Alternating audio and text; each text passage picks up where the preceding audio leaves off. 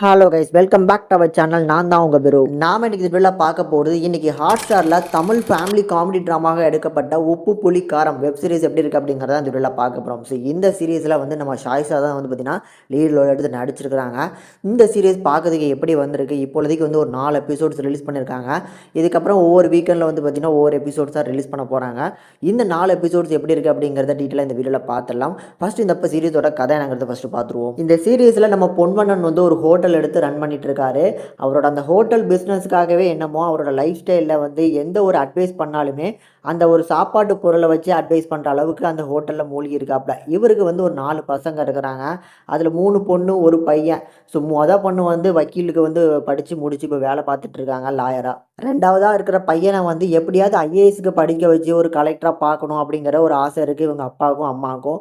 So அதுக்காக முயற்சிக்காக அவனை படிக்க வந்து மேல் வந்து படிச்சுட்டே வச்சுட்டு இருக்காங்க. மிச்சம் இருக்கிற 2 பேரில் ஒரு பொண்ணு வந்து ஜிம் ட்ரெயினராக வேலை பார்த்துட்டு பாதி சம்பளத்தை மட்டுமே கையில் கொடுத்துட்டு இருக்காங்க. இன்னொரு பொண்ணு வேலை தேடிட்டு இருக்காங்க. அவங்க தான் நம்ம தீபிகா. இதில் நம்ம ஹீரோயினாக வர ஷாய்ஷாக்கு வீட்டில் வரன்னு பார்க்குறாங்க. ஆனால் எந்த மாப்பிள்ளையுமே பிடிச்சிருக்கு அப்படிங்கிற மாதிரி நம்ம ஹீரோயின் சொல்லவே மாட்டுக்காங்க.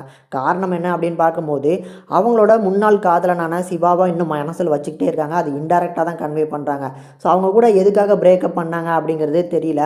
அதை தான் வந்து ஹீரோவாக வர நம்ம கிருஷ்ணாவும் அப்பப்போ வந்து எதுக்காக என்னை பிரேக்கப் பண்ண, அதை மட்டுமா என்கிட்ட சொல்லு அப்படிங்கிற மாதிரி கேட்குறாங்க. ஸோ இவங்களோட ஃப்ளாஷ்பேக் ஸ்டோரி என்ன, அவங்க எதுக்காக பிரேக்கப் பண்ணாங்க, இதுக்கு நடுவில் வந்து இவங்க அப்பா நடத்திட்டு இருக்க அந்த ஹோட்டலை வந்து பார்த்திங்கன்னா இப்போ வந்து இழுத்து மூடக்கூடிய ஒரு சுச்சுவேஷனில் இருக்குது. ஸோ காலி பண்ணிட்டு போங்க அப்படிங்கிற மாதிரியான ஒரு நோட்டீஸ் கொடுத்துட்றாங்க. ஸோ இதுக்கப்புறம் வரப்போகிற ஒவ்வொரு எபிசோட்ஸ்லையும் இதுக்கான பதில் தான் வந்து அடுத்தடுத்து பண்ண போகிறாங்கன்னு நினைக்கிறேன். ஸோ கண்டிப்பாக இந்த 4 எபிசோட்ஸை பார்த்த வரைக்கும் ஒரு நல்ல ஒரு ஃபீல் குட்டான ஒரு ஃபேமிலி காமெடி ட்ராமாவை பார்க்குற ஒரு ஃபீல் கண்டிப்பாக கிடச்சிது. அதில் பர்டிகுலராக கேரக்டரை நல்லாவே கையாண்டிருக்காங்க. ஒரு வீட்டில் 4 பசங்க இருந்தாங்க அப்படின்னா அதுலேயுமே 2 பொண்ணுங்க மேலே இருந்துட்டாங்க அப்படின்னா அவங்களுக்குள்ளே நடக்கிற அந்த சண்டைகளெல்லாம் 4வது எபிசோடில் சூப்பராக கன்வே பண்ணியிருப்பாங்க.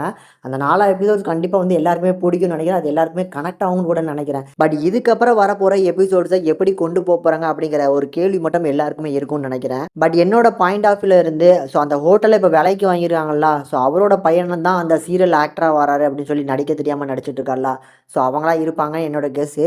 ஸோ அதனால் அவர் இவர் மேலே காதலுக்காக வந்து இந்த ஹோட்டலை விட்டு கொடுக்குற மாதிரியான போர்ஷன்ஸ் வச்சு இழுக்க போகிறாங்களா, ஸோ இந்த மாதிரியான ஒரு கெஸ் வந்து மைண்டில் ஓடுது. எப்படி கொண்டு போகிறாங்க அப்படிங்கிறது இதுக்கப்புறம் வரப்போகிற எபிசோட்ஸில் பார்த்தா நம்ம தெரிஞ்சுக்க போகிறோம். மேபி அந்த ஹோட்டல் பிரச்சனைக்காக வந்து நம்ம ஷாய்ஷாவே கேஸ் எடுத்து நடத்த போகிறாங்களா, இல்லை எந்த மாதிரி கன்வே பண்ணி கொண்டு போகிறாங்க அப்படின்னு தெரில. பட் ஆனால் கண்டிப்பாக வந்து ஒரு இன்ட்ரெஸ்டிங்கான அடுத்து என்ன பண்ண போகிறாங்க அப்படிங்கிற அந்த சுவாரஸ்யத்தை தூண்டுற மாதிரி தான் ஃபினிஷிங் கொடுத்து முடிச்சிருக்காங்க. ஸோ இதுக்கப்புறம் 5வது எபிசோடில் என்ன நடக்க போகுது அப்படிங்கிற ஒரு ஆர்வம் கண்டிப்பாக எல்லாருமே கிரியேட் ஆகும்னு நினைக்கிறேன். பர்ஃபார்மன்ஸ்னு பார்க்கும்போது படத்தில் நடிச்சிருக்க எல்லாருமே குறிப்பிட்டு சொல்லணும் அப்படின்னா எனக்கு சாயிஷாவோட கதாபாத்திரம் ரொம்ப நல்லா இருந்துச்சு. அவரோட தம்பி கதாபாத்திரம் பண்ண அவங்களுமே சூப்பராக பண்ணியிருக்காங்க. ஸோ இப்படி எல்லா கதாபாத்திரங்களுமே அவங்க கொடுக்கப்பட்ட ரோல்ஸுக்கு சூப்பரான ஒரு பர்ஃபார்மன்ஸ் அவுட்புட்டாக கொடுத்துருக்காங்க.